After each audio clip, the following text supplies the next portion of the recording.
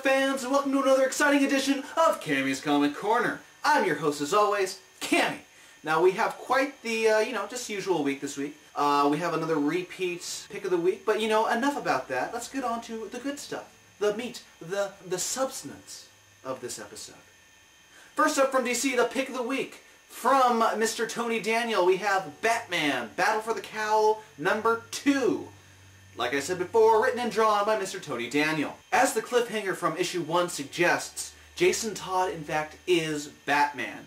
And while Dick Grayson wants to keep the Batman mantle dead and buried, Jason Todd wants to resurrect it and make sure that villains still fear the name Batman, even if he is a little different by, having guns, killing people left and right. It's Jason Todd's own little spin on Batman. And if you ask me, I really like this new Batman because it really fits well with the current setting that is Gotham. It's lawlessness, villains are running around rampant, you got the Penguin and Two-Face battling against each other, while Black Mask is forming his own little Arkham army in the middle of it, pinning both gangster against each other. So to have Jason Todd be the new Batman, it really, I think, really sets the scene perfectly. And also, he makes quite the cool getaway, too, by shooting that annoying Damian right in the chest. So everyone has to go focus on Damian now, while Jason Todd can scamper away. Meanwhile, Tim has discovered that Jason is a little bit more committed than they all thought. He has his own bat cave underground as well. So while him and Selena Kyle are up in his business down in the bat cave, he ambushes them from behind. Tim and Jason are battling against each other. And there's even a very cool, chilling moment as Tim takes a crowbar and smashes Jason Todd in the face with it. Jason Todd can never seem to escape this crowbar massacre. But Jason gets the last laugh in this issue as he impales Tim on one of his own batarangs. So, another cool cliffhanger. I've been enjoying the hell out of this series, folks. And so should you. Takes any bad taste of Batman R.I.P. out of your mouth for good. So bravo, Mr. Daniels. I can't wait to see what's happening in the final issue. Now, on to the Fast Five. First up, from Image Comics, we have The Sword number 16.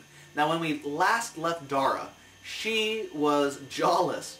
Knosnos and the Mexican drug pimp that tore her jaw off in the first place, they were speechless. She rams her fist down his throat, literally, and that's the cliffhanger. In this issue, she opens by tearing the remaining flesh off her jaw, takes her jaw, and replaces it back on there, and then everything's back to normal.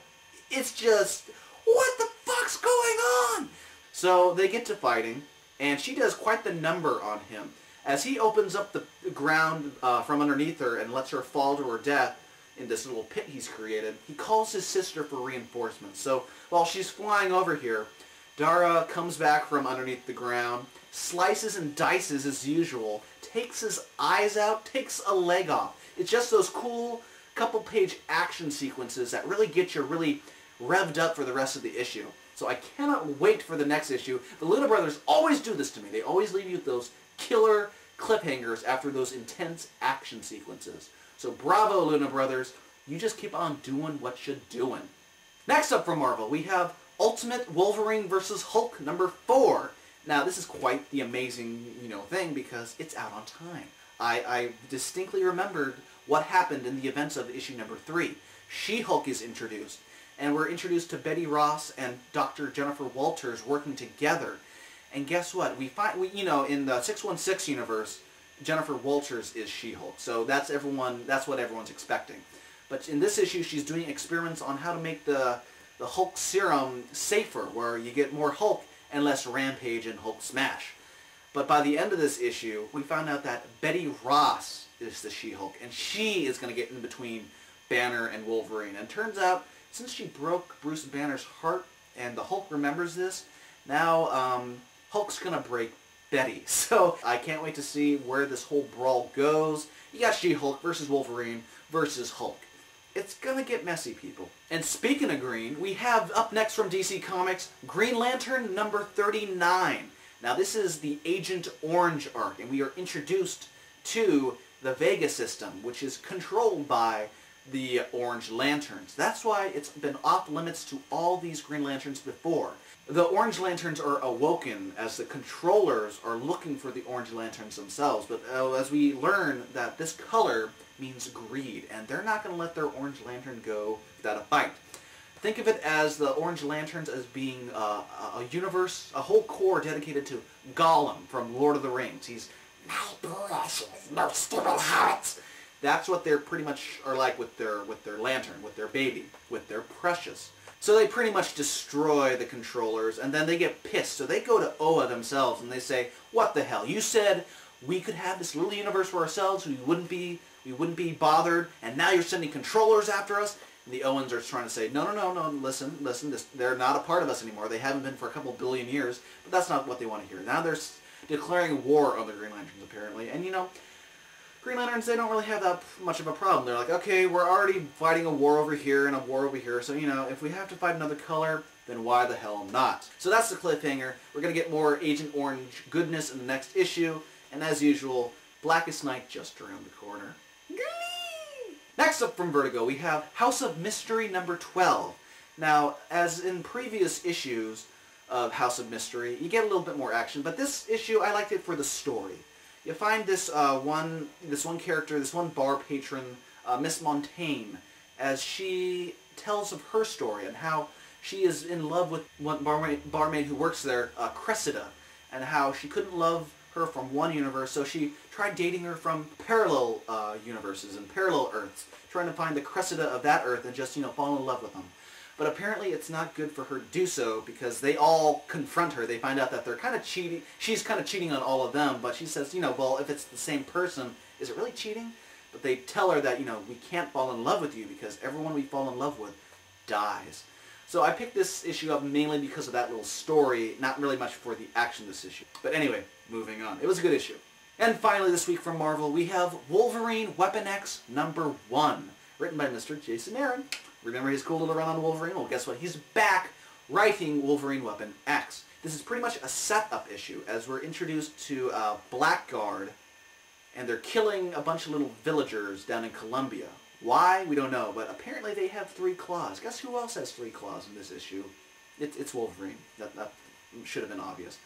But an old friend, Maverick, comes to Wolverine and tells him of this new program that's being set up by Blackguard. They apparently got the Weapon X plans and outlines from the black market, and they want to set up their own little Weapon X program and have indestructible warriors. Well, Wolverine isn't really a fan of this, seeing how Weapon X kind of destroyed his life and left him with all these bad nightmares. So now it's up to him to make sure this is stopped. It's Jason Aaron, it's Wolverine, it's Weapon X. One of the best little Wolverine stories of all time. Pick it up today. Well, comic book fans, that does it this week for Cammy's Comic Corner. If you want more Cammy's Comic Corner goodness, go to www.cammyscomic.com. From there you can subscribe to us on the RSS feed or on iTunes. And be sure to check out my little review I did on Atomica this past week. I gave all my thoughts, and if you check on YouTube, I'm the only one who did a review on Atomica. Don't want to brag or anything, but I'm just a pioneer in these sorts of situations. And also, if you like any of the kick-ass t-shirts that you see me wearing, Orange Lanterns, yeah, I'm a little greedy when it comes to this t-shirt. Head on over to www.deadlinegraphics.net and send Kelly an email.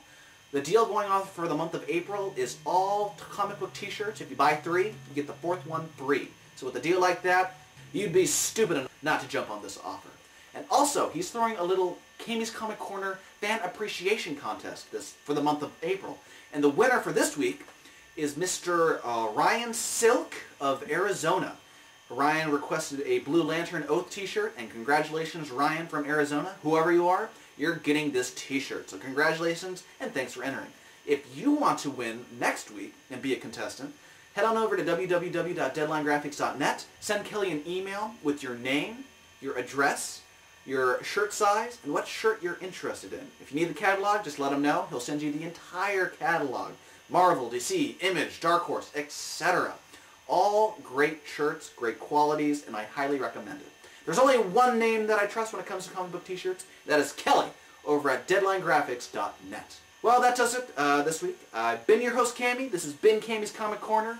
and go download the Wolverine movie. It's out right now. I'm kidding.